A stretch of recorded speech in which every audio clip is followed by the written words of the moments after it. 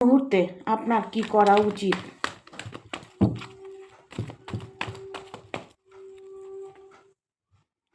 Yes, আপনার মন যেটা বলছে সেটা করুন, সেটাতেই আপনি সফলতা পাবেন।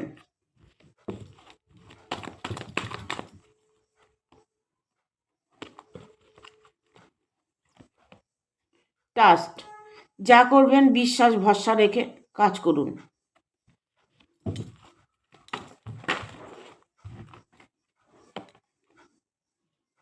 ইটস আপ টু ইউ, যা কিছু আপনার মন বলছে সেটাই ঈশ্বর আপনাকে প্রদান করবেন। অপরচুনিটি, সুযোগ আপনার প্রচুর আসবে, সুযোগের অপচয় করবেন না।